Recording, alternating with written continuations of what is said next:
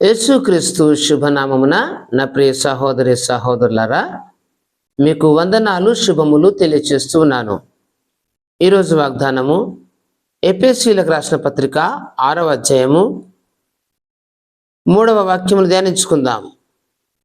నీకు మేలు కలుగునట్లు నీ తల్లిని తండ్రిని సన్మానింపుము, అప్పుడు నీవు భూమి మీద దీర్ఘాయుష్మంతుడు వగుదువు.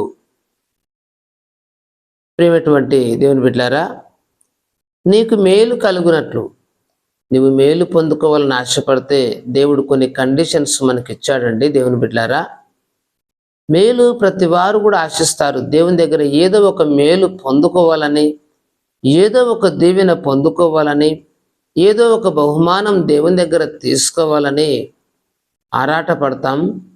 1000 కళ్ళతో ఆ దేవుడిచ్చే దీవెన కొరకై ఎదురు చూస్తుంటాం. దేవుని బిడ్డలారా, వాక్యమును మనం గమనించి చూసినప్పుడు, నీకు మేలు కలుగునట్లు నీ తండ్రిని తల్లిని సన్మానింపుము.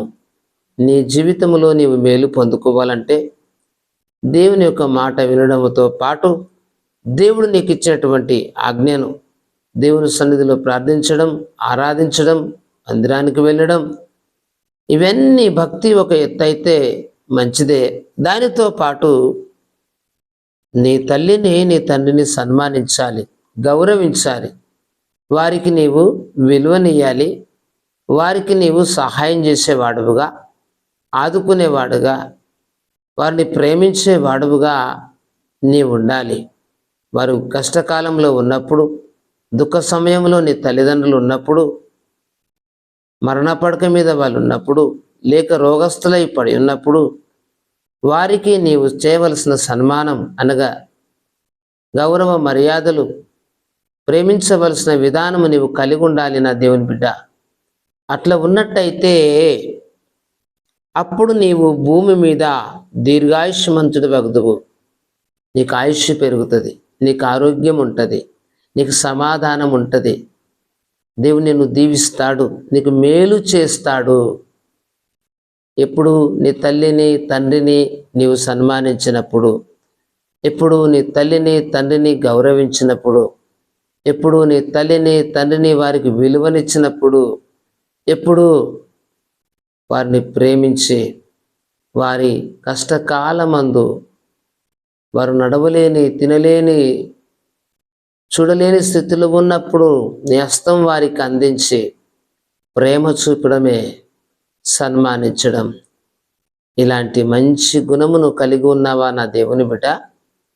అమ్మా, అయ్యా, నీ తల్లిదండ్రులకు నువ్వు సేవ చేస్తున్నావా?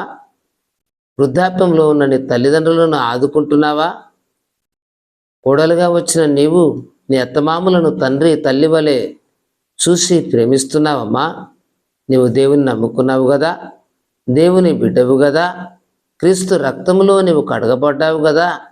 అయితే నీ దేవుని ప్రేమను కనపరచు, దేవుని క్రియలను నీవు చూపించవలసి ఉన్నదని దేవుని యొక్క వాక్యము సెలవిస్తూ ఉన్నది.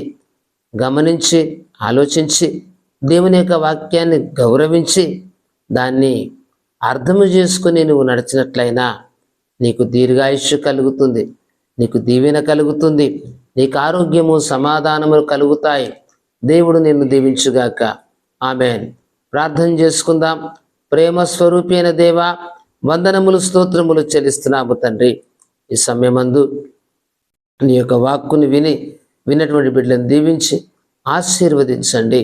వారి కుటుంబాల్లో సమాధానం, శాంతి దయచి వారు తల్లిదండ్రులను సేవ చేసేవారిగా, గౌరవించేవారిగా, సన్మానించేవారిగా సిద్ధపరచమని యేసు దివ్యనామమున ప్రార్థిస్తున్నాము తండ్రి. ఆమేన్.